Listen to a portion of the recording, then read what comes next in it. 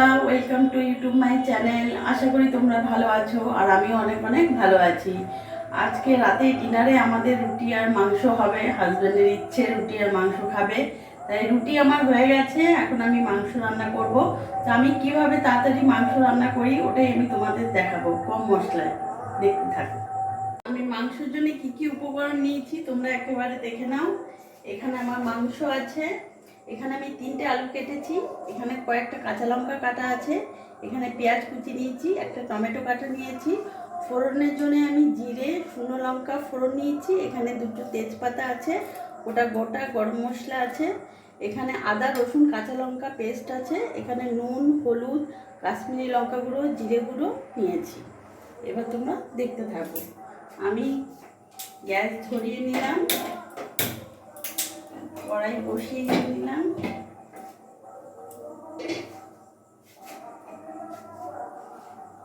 এবার আমি তেলটা দিয়ে দেবো।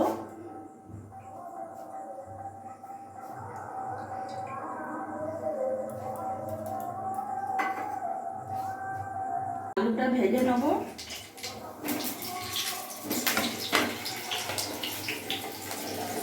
আলু ভাজার মধ্যে আমি সামান্য নুন হলুদ দিয়ে দেবো।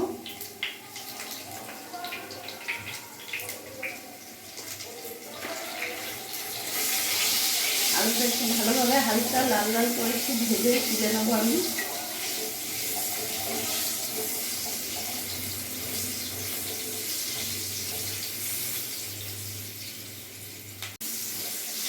আলুটা আমার একটু ভাজা হবে, তারপর নামিয়ে দেবো। বন্ধুরা, রান্না করতে করতে কারেন্ট চলে গেল। ইনভার্টারে চলছে, তোমরা কিছু মনে করো না, একটু অসুবিধে হতে পারে তোমাদের হয়তো দেখতে। কদিন ধরে যা গরম ছিল, আজকে একটু বৃষ্টিতে একটু ওয়েদার ঠান্ডা হয়েছে, তাই আমার হাজব্যান্ডের ইচ্ছে হয়েছে আজকে রুটি আর মাংস খাবে। আমার আলুটা ভাজা হয়ে গেছে, আমি এবার নামিয়ে ফেলবো।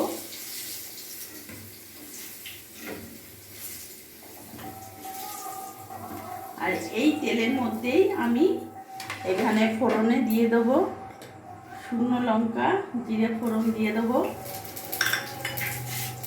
আর এখানে তেজপাতা আর এই গোটা গরম মশলা ফোড়ন আমি দিয়ে দিলাম। ফোড়ন ভাজা হয়ে গেছে, আমি এবার কাটা পেঁয়াজগুলো পুরো দিয়ে দেবো।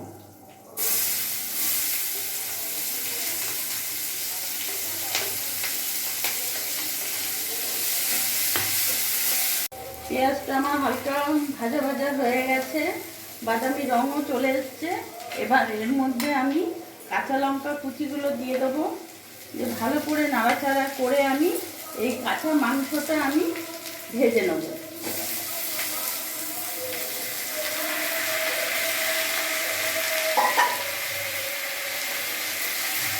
এর মধ্যেই আমি কাঁচা মাংসটা ভাজবো, যাতে কাঁচা মাংসের যে একটা কাঁচা গন্ধ থাকে, গন্ধটা একেবারেই থাকবে না।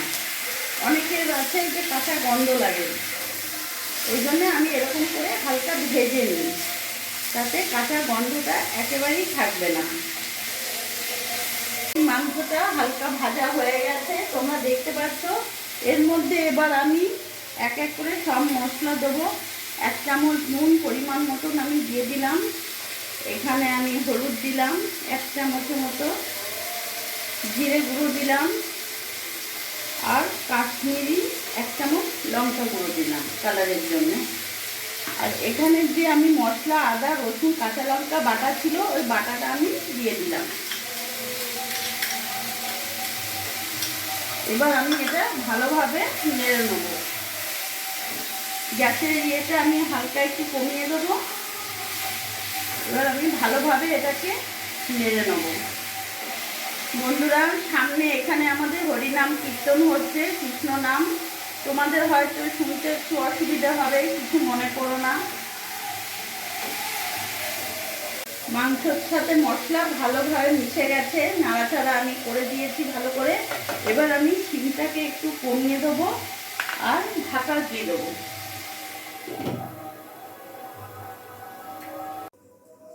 এবার আমি ঢাকাটা খুলে নেব, দেখব কতটা কি আমার হলো। ভালো গন্ধও বেরিয়ে গেছে, মাংসটা ভালো হয়েছে। এবার আমি টমেটোগুলো দিয়ে দেবো, টমেটো কুচিগুলো দিয়ে দেবো। এখনো আমার কষা হয়নি, কষতে এখনো টাইম আছে। গ্যাসের ফ্লেমটা একটু বাড়িয়ে দিলাম। এবার আমি ভালো করে এটাকে কষবো। কষা হয়ে গেছে, এবার আমি ভাজা আলুগুলো এর মধ্যে দিয়ে দেবো, ভালো করে নাড়াচাড়া করে নেবো। আমার ঠিক মতন কষা হয়ে গেছে, এবার আমি জল দিয়ে দেবো।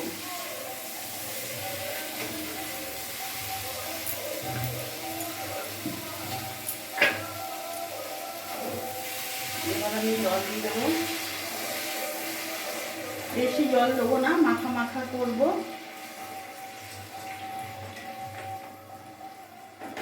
এবার আমি ঢাকা দিয়ে দেবো, গ্যাসের ফ্লেমটা একটু কমিয়ে দেবো, মিডিয়াম টু রাখবো।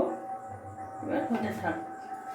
এবার ঢাকাটা খুলে দেখবো আমার কিরকম হয়েছে। এখন হ্যাঁ, আলু টালু আমার পুরো সেদ্ধ হয়ে গেছে, ঝোলটাও অনেকটা কমে গেছে। খুব সুন্দর গন্ধও বেরিয়েছে। কি গো দেখো, আর রাখবো না নামিয়ে দেবো? দেখি, না না একদম পারফেক্ট আছে। প্রচণ্ড খিদেও পেয়েছে। নামিয়ে দেবো তাহলে? হ্যাঁ হ্যাঁ অবশ্যই, চলো চলো চলো, গরম গরম তাহলে খেয়ে আমি নি। বন্ধুরা নামিয়ে দিলাম, আর করবো না, আমার বরের খুব খিদে পেয়ে গেছে। বন্ধুরা তাহলে আমার এই যে গরম গরম মাংস একেবারে রেডি। তোমাদের যদি আমার এই ভিডিওটা যদি ভালো লাগে, তাহলে প্লিজ প্লিজ প্লিজ তোমরা লাইক করো, সাবস্ক্রাইব করো আর আমার পাশে থেকো।